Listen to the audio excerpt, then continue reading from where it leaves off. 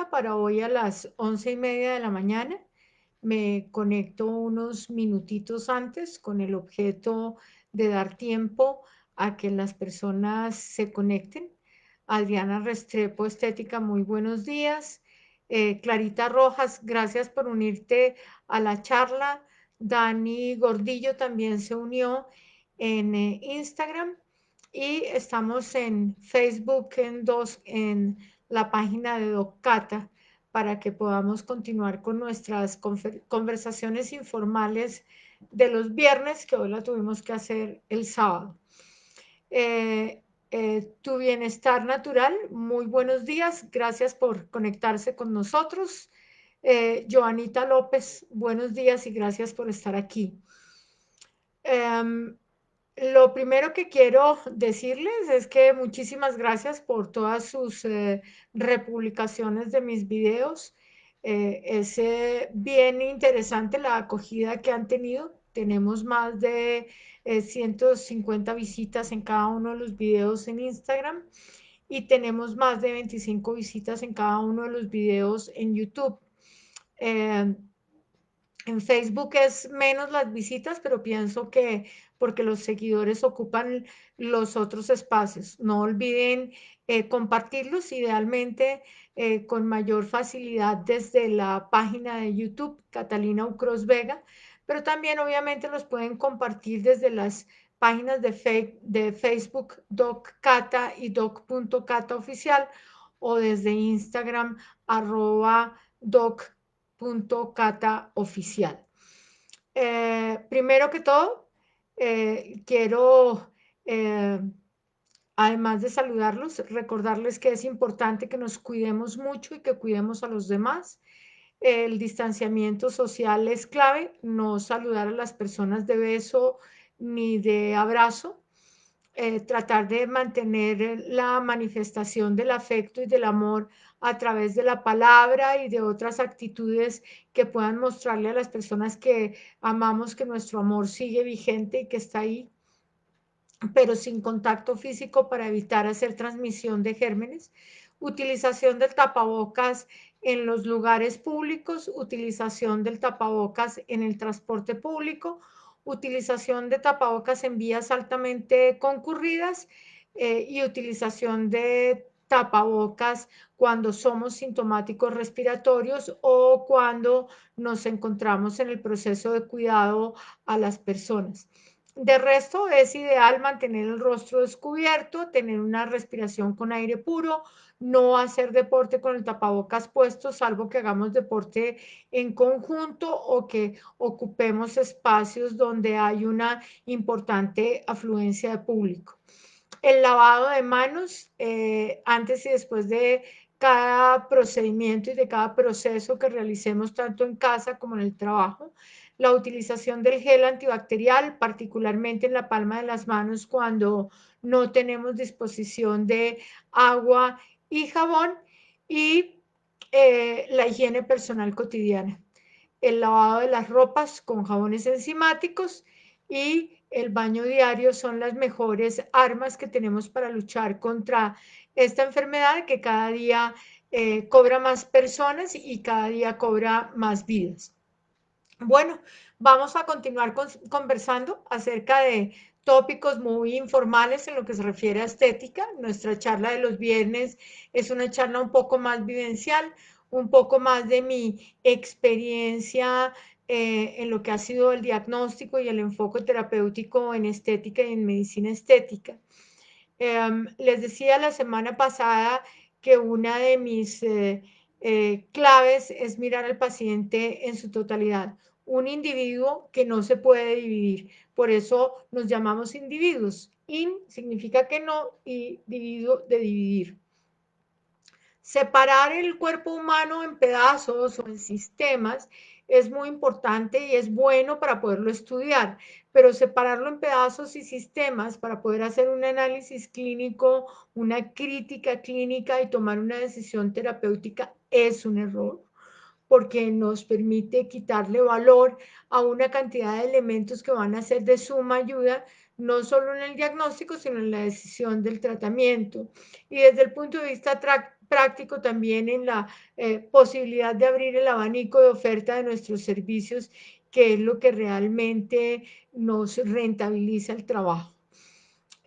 Dentro de esta condición de observación integral del cuerpo del paciente, también quiero mostrar cómo, hola Solange, ¿cómo estás? Muy buenos días. Jánica David, buenos días. Es importante que tengamos en cuenta cuáles son las condiciones particulares de cada individuo. Todos somos, además de ser cada uno un individuo, todos somos un universo muy particular. Nosotros no somos iguales a los demás.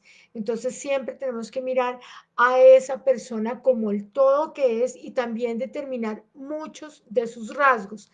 Esta mañana me consultaban por WhatsApp un caso muy simpático, me mostraban las fotografías de cuerpo entero de una mujer en la vista anterior, las vistas laterales y la vista posterior, un esquema fotográfico muy bien tomado, pero la pregunta que hacía el profesional era, llevo 2 sesiones de tratamiento y la paciente no ha bajado 1 centímetro. Entonces la respuesta mía fue, ¿y no va a bajar? Porque resulta que la sustancia que estaban usando para el tratamiento no era la más adecuada para la morfología corporal de la paciente y por otra parte, esa paciente no requería disminuir su cantidad de masa grasa corporal, sino tonificar sus tejidos. No requería disminuir sus contornos, sino darle armonía a sus contornos. Entonces, tenemos que ser muy observadores de todas esas condiciones de diferencia en los tejidos para tomar decisiones terapéuticas que realmente sean rentables en resultados para el paciente y rentables para nosotros en ambas vías, en la vía económica y en la vía de los resultados para el paciente. Cuando tenemos buenos resultados, siempre el paciente va a regresar y cuando tenemos buenos resultados sin que el paciente abra la boca, otras personas van a venir a buscar nuestra ayuda en el tratamiento. Yo observo muy cuidadosamente las relaciones proporcionales entre la cabeza, el tronco y las extremidades de mi paciente. Cuando observo las extremidades también me detengo a mirar sus manos para mirar la longitud de los falanges proximales y de esa manera tener una noción apropiada del volumen óseo del paciente sin necesidad de usar una báscula con un software muy sofisticado que me diga cuál es el porcentaje de masa ósea o cuál es el porcentaje de masa muscular. Utilizo toda mi disposición de análisis clínico y toda mi capacidad de observación para poder determinar cuánta grasa tengo en ese cuerpo, cuánto hueso tengo en ese cuerpo, cuánto músculo hay. Y me dedico también a mirar todas las proporciones de los contornos. Al mirar las proporciones de los contornos corporales, yo puedo identificar cuándo la violación de la continuidad de ese contorno corresponde a una condición estética o corresponde a una condición médica. A veces hay acumulaciones de grasa irregulares que es muy importante estudiar desde el punto de vista médico porque no podemos jugar con lipomas gigantes, por ejemplo, o no podemos jugar con irregularidades del contorno que dependen de masas en la cavidad abdominal, etc. Entonces, esa visualización de las proporciones me permite identificar unas condiciones de la realidad vital y estética de ese paciente que no serían posibles si solo me detuviera en la queja del paciente. Si solamente me detengo en que el paciente me dice, quítame este gordito, entonces no voy a poder mirarlo en una condición de armonía completa. ¿Por qué se da ese fenómeno de observación en mí? Resulta que yo llegué a la estética por pura carambola. Yo no llegué a la estética por voluntad personal. Yo conocí la existencia de la estética como profesión estando ya en la Facultad de Medicina.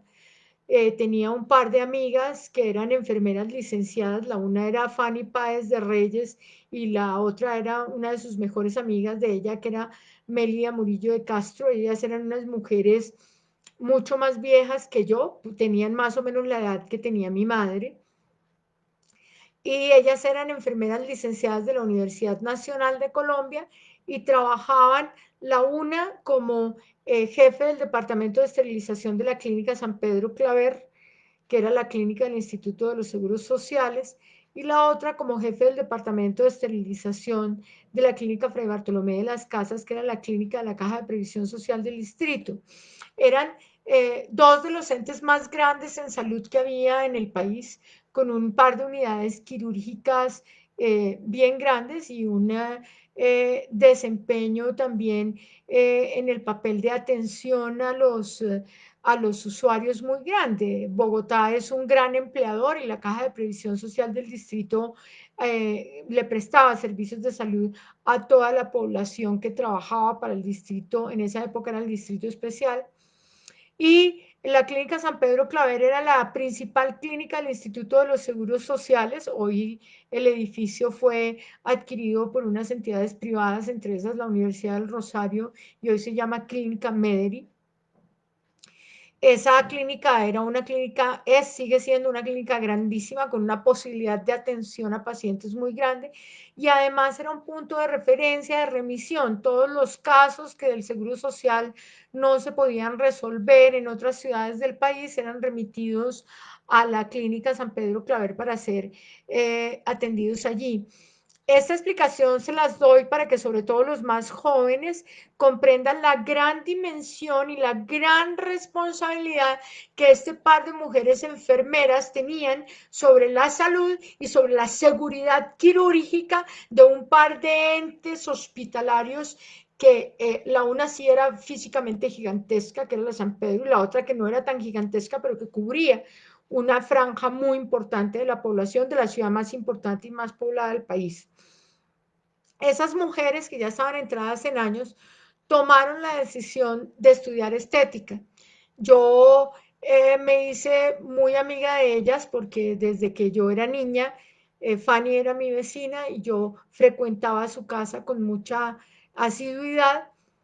Y cuando yo entré a la Facultad de Medicina, me convertí casi que en un eh, asesor de carácter microbiológico al trabajo de esterilización que hacían estas dos señoras tan capaces, tan inteligentes y a las que el país les debe agradecer toda su entrega laboral durante todos los años de su vida.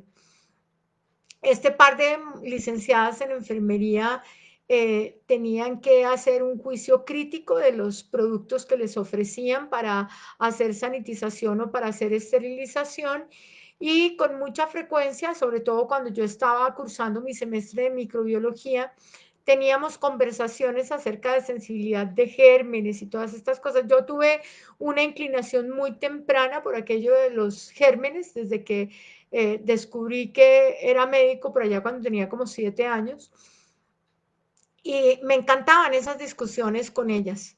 Ellas eran quienes definían qué se compraba o qué se hacía en el campo de la esterilización y la sanitización. Y un buen día me dijeron, nos vamos a estudiar estética. A mí casi me da un infarto, porque yo pensaba que la estética era algo para señoras faltas de oficio y pocas de inteligencia. Obviamente estaba equivocada, pero eso era lo que yo pensaba en ese momento y consideré que era un error que mujeres tan inteligentes, tan capaces y tan importantes para el país se dedicaran a un trabajo de tan bajo perfil y de tan poca importancia. Ellas solamente se rieron de mí y me dijeron que para ellas era muy importante tener una actividad laboral después de que se jubilaran, después de que se pensionaran y que habían decidido desarrollar esa actividad en el campo de la estética. La aparición de esas dos mujeres en el campo de la estética también fue importante para la estética. Estando yo ya terminando mi carrera universitaria, ellas estaban estudiando estética y yo seguí frecuentando la casa de Fanny y además Fanny siguió eh,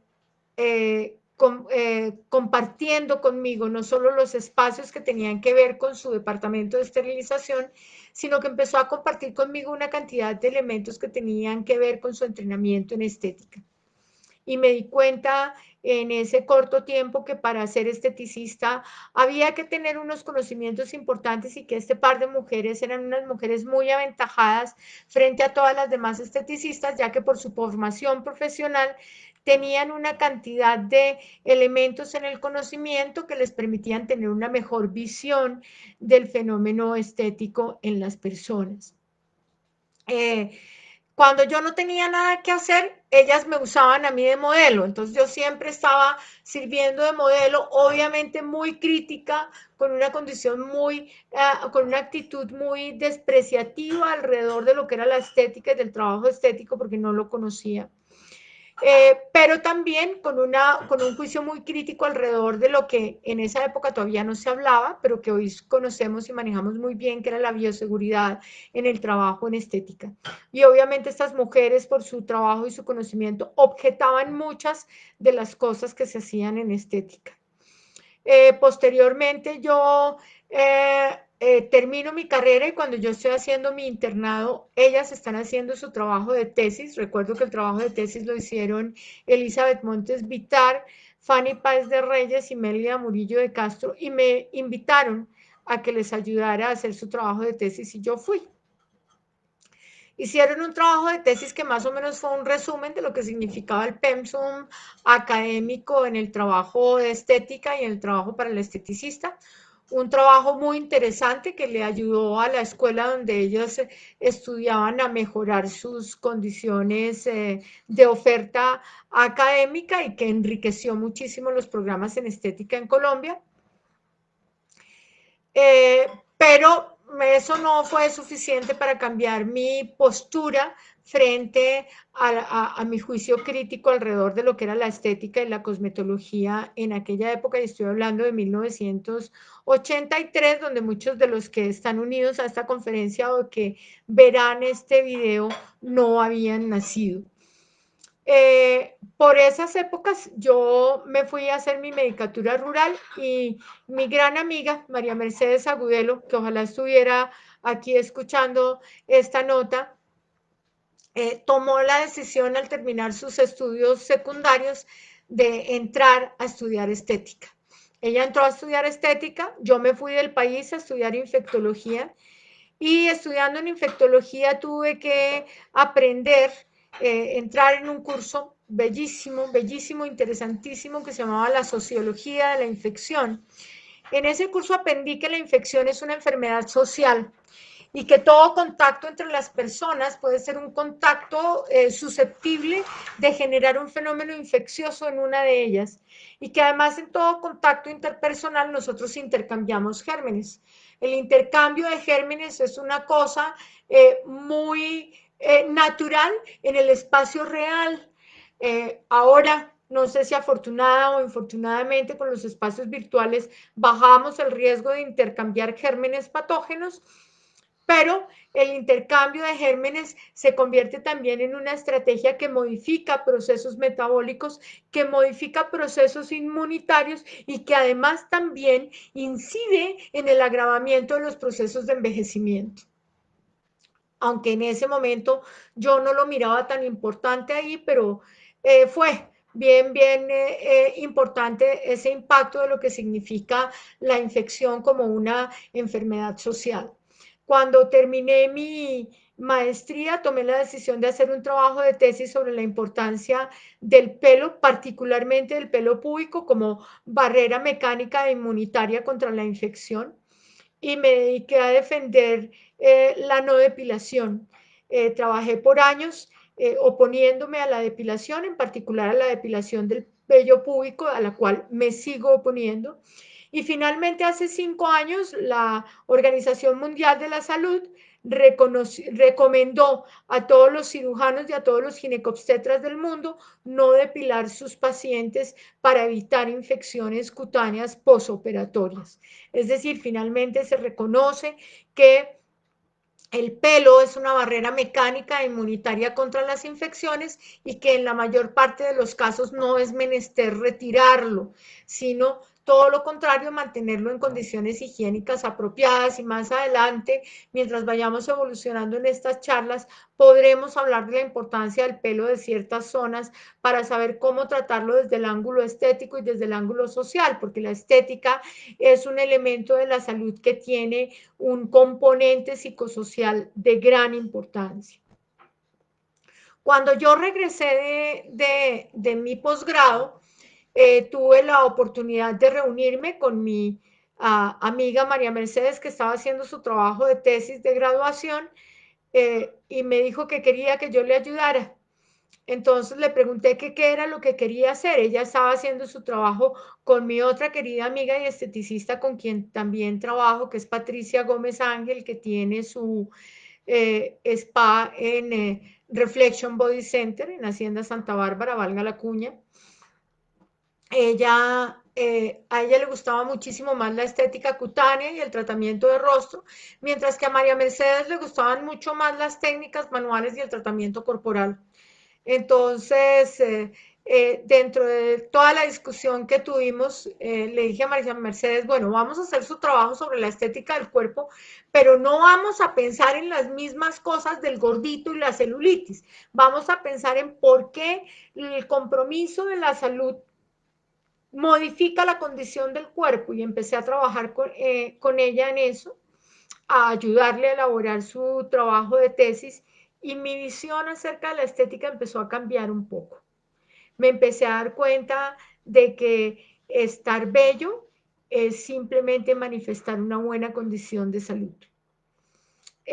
Para esta época yo era una mujer de 50 kilos de peso, con 1,67 de estatura, absolutamente libre, soltera, joven y profesionalmente exitosa. Es decir, era un magnífico partido y no tenía nada de qué preocuparme, pero empecé a ver que el hecho de que yo no tuviera ninguna perturbación estética de la cual preocuparme no significaba que yo no pudiera darle valor a la preocupación estética que pudieran tener las demás personas. Y me di cuenta de que la valoración, la autovaloración, la autocrítica del individuo respecto de su estética es un factor determinante en la autoimagen y en la autoestima. Y entonces empecé a darle un valor un poquito más alto a la condición de la estética y la cosmética, y también empecé a ver la perturbación estética desde la entraña de la fisiopatología médica, no desde la superficie de la armonía estética para llenar un estereotipo social vigente. Por esa razón empecé a meterme en ese camino, empecé a estudiar un poquito de socioantropología, a leer un poquito sobre etnología, a mirar cuáles eran los rasgos de los cuerpos, a mirar cuáles eran las proporciones de los cuerpos. Empecé a estudiar un poco de matemáticas y de la divina proporzione, empecé a entender los estudios de Leonardo sobre las proporciones de la corporalidad humana, y además a entender las razones por las cuales los pintores medioevos renacentistas jugaban con la figura humana de la manera que lo hacían. Y entonces mi concepto sobre la estética cambió, y empecé a ver la estética como esa necesidad del ser humano de mostrarse socialmente saludable sin tener que usar la palabra. Cuando yo le pregunto a alguien, hola, ¿cómo estás? Me dice, no, muy bien, todo bien. Y a veces no le puedo creer, porque aunque las personas dicen todo bien, su cuerpo muestra que no están tan bien. Yo puedo decirle a alguien, has incrementado tu masa grasa corporal muy rápidamente, entonces tu cuerpo no está muy bien. Y entonces ese alguien dice, oh sí, yo he tenido un poco de sensación de cansancio, estoy durmiendo mal, estoy teniendo tales y cuales condiciones, y entonces es cuando vemos que esa condición estética ha cambiado, pero en consecuencia al cambio en el estado de salud. Y que ese cambio en el estado de salud puede ser un fenómeno que es resultante de una enfermedad, o un fenómeno que es resultante del deterioro por el paso del tiempo o por los malos hábitos de vida. Entonces yo empiezo a mirar la estética del cuerpo humano como una manifestación de su estado de salud. Por eso cuando me enfrento a un paciente estéticamente, yo me preocupo más por indagar sobre su salud que por indagar sobre su autocrítica o sobre la visión que los demás tienen alrededor de su condición estética. Me preocupo más por preguntar cosas que tienen que ver con su estilo de vida, con sus costumbres alimentarias, con su condición cultural. Tengo una muy querida amiga, vecina mía en el Carmen de Carupa, cuya base de alimentación, por estar allá cerca al páramo, es la papa. Entonces, si ella me estuviera consultando porque está gordita, lo último que le puedo decir es que deje de comer papa, porque es el principal elemento calórico de la alimentación que tiene ella. Entonces, fíjense que cuando uno empieza a mirar la condición de la belleza del ser, de lo que fluye desde adentro, y no es solo lo que fluye desde adentro en lo emocional, sino lo que fluye desde adentro en lo metabólico, en lo circulatorio, porque cuando tengo también problemas de la microcirculación, mi piel se deteriora. ¿Eh? Y entonces ahí se rompe la historia de mi concepto en dos. La estética sí es importante, la estética es un elemento del humano que es de vital importancia en su devenir cotidiano y que además es fundamental en el desempeño social, en cómo yo me relaciono socialmente con las personas, cómo las personas se sienten interesadas en contactar conmigo o en establecer relaciones conmigo basadas en el hecho de que su cerebro de manera instintiva lee que yo soy una persona saludable y que voy a poder acompañarlo y acompañarme de él por un tiempo muchísimo, o de ella, por un tiempo muchísimo más prolongado. Alejandra Martínez, Sandy Mille, Relax Forever, Vivi Morales. Hola Vivi, ¿cómo estás? Muchas gracias por estar aquí. Siempre estás aquí, te agradezco mucho. Aquí en Facebook, ¿a quienes tengo? Alicia, hola Alicia, ¿cómo estás? Qué placer estar contigo en vivo y en directo hoy. Vamos a mirar a ver quién más está por acá. ¿Mm? Bueno, bueno, entonces la condición, esa condición vivencial alrededor de lo que significa la estética bella con propósito. Hola, buenos días. Astrid Velandia, buenos días. Esa condición de que la estética sea la manifestación social de mi buen estado de salud me llevó a pensar unos elementos también importantes y claves que son elementos componentes de una cosa que en socioantropología se llama la competencia biológica. Un ser que es biológicamente competente. Y entonces empecé a preguntarme por la vida y a preguntarme eso de la vida, qué significado tiene para el entorno social. Y claro, la vida es simplemente la capacidad que un cuerpo tiene de modificar la materia. El universo está en constante movimiento y la materia está en constante modificación. Y los seres vivos somos parte de ese engranaje en el universo que modifica la materia.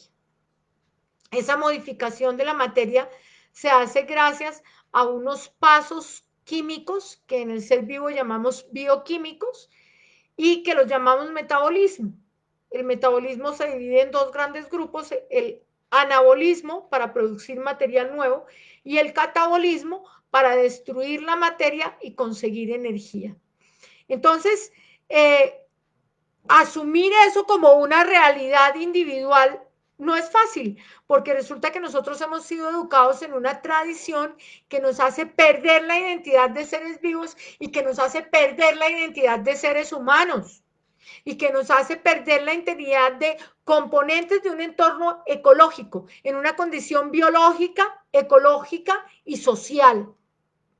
Entonces, si uno no es capaz de mirar eso, no es capaz de asimilar cuál es la necesidad estética y cuáles son los cambios que yo tengo que hacer en el sistema metabólico de mi paciente para que los resultados yo los vea como un impacto estético beneficioso y no como un impacto estético perjudicial, que es lo que sucede en la mayor parte de los casos, sobre todo en los casos que van a acciones quirúrgicas o a acciones invasivas no quirúrgicas hechas sin contemplar el respeto por la materia en constante cambio, que es la materia viva.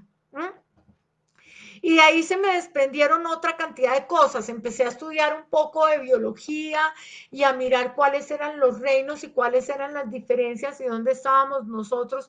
Y entonces tuve la fortuna de poder desarrollar sola, de manera autodidacta e intelectualizar el fenómeno de que soy un ser vivo, primero que todo. Segundo, soy un animal.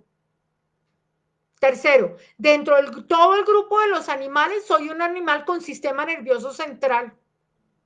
Soy un cordate. Cuarto, dentro de todos los animales con un sistema nervioso central, soy un mamífero. Entonces, como soy un mamífero, me alimento de leche en las primeras etapas de la vida y después ya no. Pero además de eso, yo soy una hembra de mamífero. Entonces, yo tengo tetas que producen leche, a diferencia de los machos de mi especie que tienen tetas, pero que no producen leche y que no son grandes toda la vida. Nosotros somos el único mamífero que mantiene las mamas prominentes durante toda la vida fértil. Entonces, cuando uno es capaz de entender todas esas cosas y la evolución física, biológica de un ser humano, desde la célula en la concepción a este ser humano que es hoy, en mi caso particular, entrando en la senectud, muy felizmente en la senectud. Cada vez que digo vieja me dicen, no diga eso, y esa es otra cosa. En este mundo la gente le tiene miedo a la palabra viejo, eso no hay que tenerle miedo. Entonces, al identificarme así, pude empezar a ver una cantidad de cosas que tenían que ver con ese entorno de competencia biológica.